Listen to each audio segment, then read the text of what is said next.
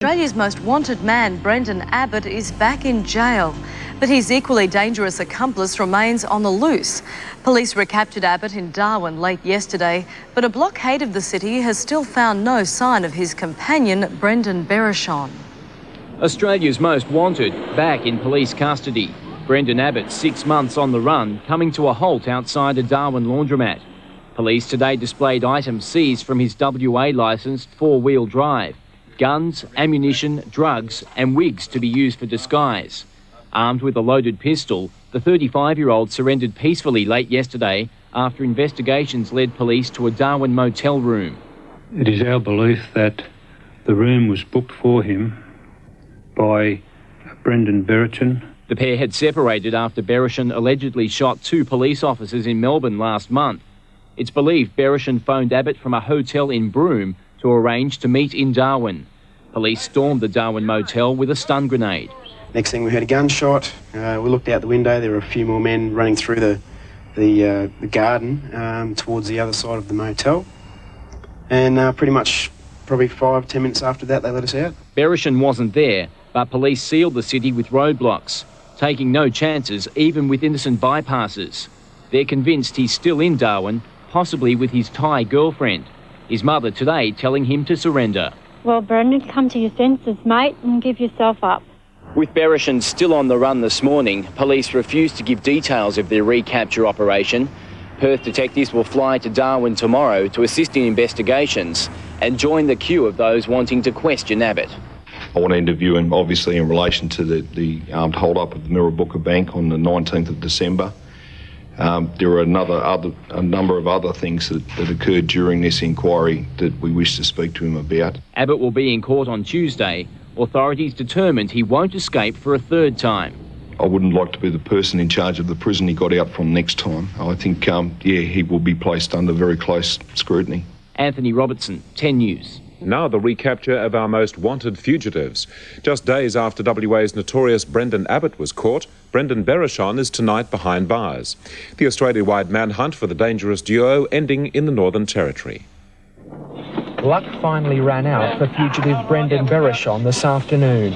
Arrested after a tense hour-long standoff in the heart of Darwin. This is a very dangerous area. Can you please move back down the road? Acting on a tip-off, officers from the Northern Territory Response Group swarmed over a block of units, believing they had the 20-year-old cornered. Police say Bereshon was armed with 2 high-powered Chinese assault rifles and feared he would use them. What is essential, that if we have reason to believe he's in a high defensive position with high-powered firearms, we stay well clear of him. But Bereshon surrendered peacefully, as did his Thai girlfriend.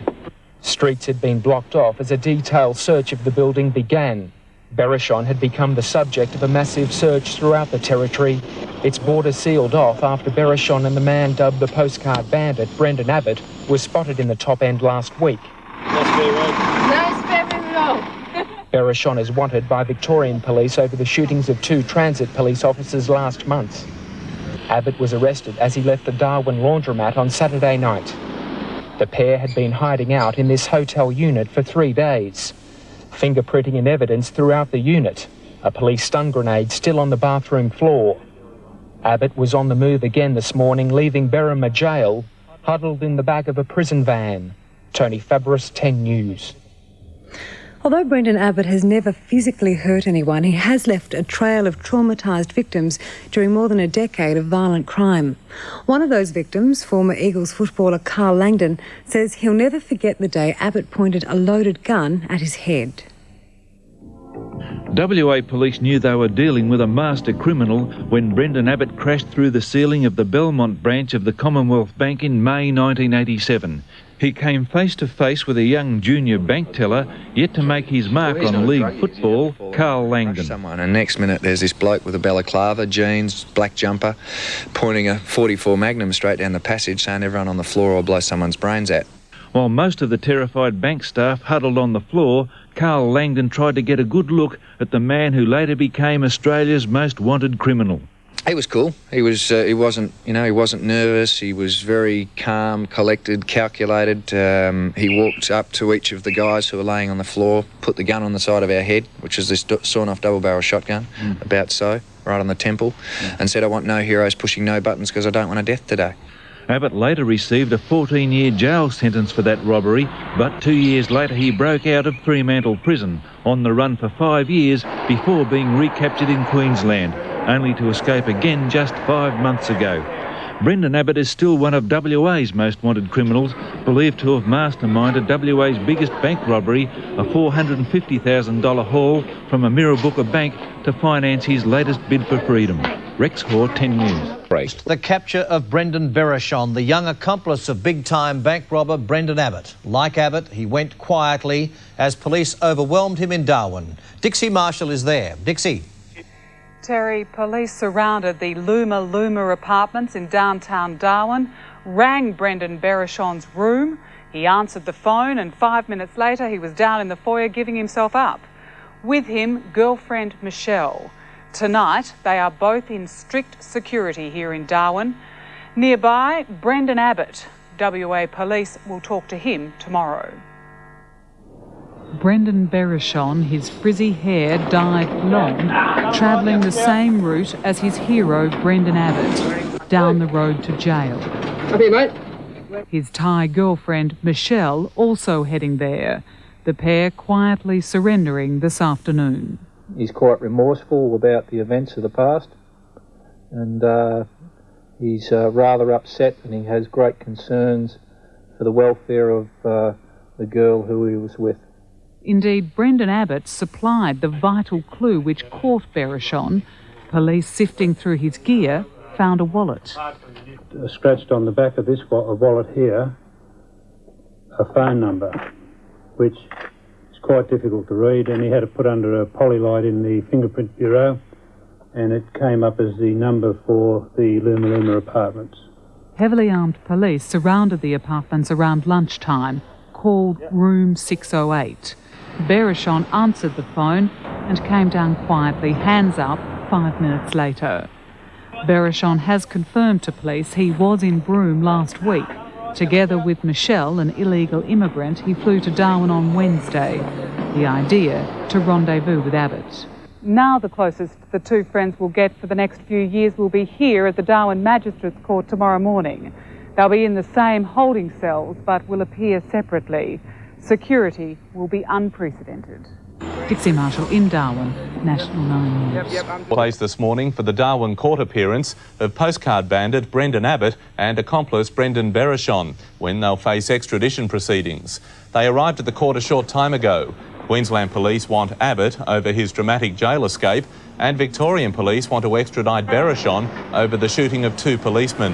Bereshon was arrested yesterday. It's a good outcome because it's a safe outcome. 20-year-old Bereshon was caught after police found his hotel phone number scratched into Brendan Abbott's wallet.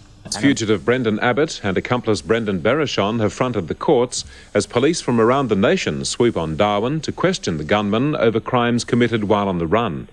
Abbott is to be extradited to Queensland, but not before Perth detectives have interviewed him over WA's biggest bank robbery.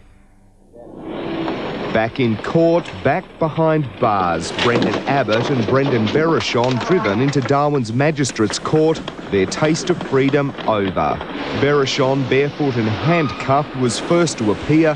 He's wanted in Victoria for the attempted murder of 2 police officers. Then the infamous Brendan Abbott.